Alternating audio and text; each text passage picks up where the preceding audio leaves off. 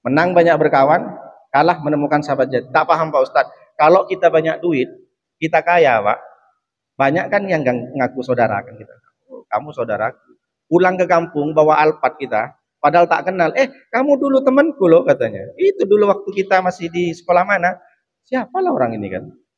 Tahu nggak kata si nenek itu? Dulu kamu waktu kecil aku gendong terus ke rumahmu. Padahal nenek ini merantau juga ke desa tuh. Tak tahu tiba-tiba ngaku. Gitulah kalau kita banyak duit Pak. Tapi kalau kita jatuh Pak, banyak hutang Pak, ditangkap polisi, tak ngaku teman sejati. Kan kamu sering nongkrong berdua. Enggak, bukan teman saya Pak Ustaz. Dulu waktu nongkrong, itu kebetulan pas lewat Pak Ustaz. Padahal dia sudah tetangga, kawan. Karena sudah lagi jatuh, banyak hutang, tidak diakuin. Betul apa tidak nih Pak? Di TV kan Pak? Di sinetron Indosiar, bukan di sini. Banyak orang seperti itu. Sama dengan Nabi Muhammad ketika menaklukkan Mekah. Semuanya ngaku, kamu orang mulia Muhammad, kamu saudaraku mulia. Kenapa? Karena mereka sudah kalah.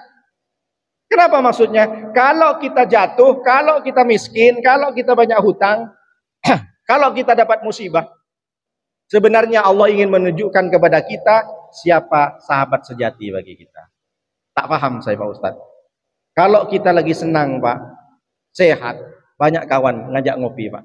Tapi ketika sakit Pak, disampaikan di WA, mohon doanya kawan-kawan, si Nuruddin sedang sakit, mudah-mudahan sembuh. Apa kata kawan-kawan sejatinya itu? Amin, amin, amin, amin, amin, amin. Tak ada yang datang ke rumahnya Pak.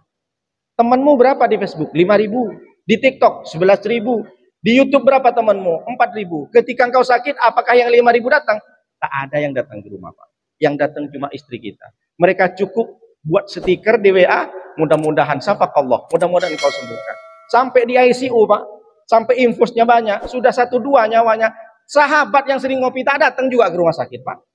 Itu di sinetron, bukan di sini. Jadi kalau Bapak nih sekarang bisa tengok siapa sebenarnya teman sejati bagiku. Tapi jangan gara-gara ini Bapak pulang semuanya diblok. Ini kayaknya bukan teman karena Allah nih. Ini ece-ece aja. Enggak seperti itu konsepnya.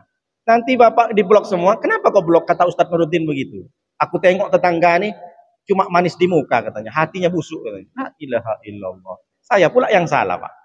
Jadi apa maknanya? Rasulullah sudah menyampaikan, cintailah tetanggamu, cintailah saudaramu, cintailah teman sekantarmu karena Allah, bukan karena bisnis. Kalau bisnisnya pecah, musuh. Kalau sudah pecah kongsi, musuh. Kenapa? Karena mengawali berteman dengan orang ada maksud lain, keuntungan. Tapi ketika maksud lain itu pecah, bisnisnya tak betul, maka kita akan musuhan. Berapa banyak yang terjadi seperti itu? Mertua sama besan. Karena sudah cerai anaknya musuhan.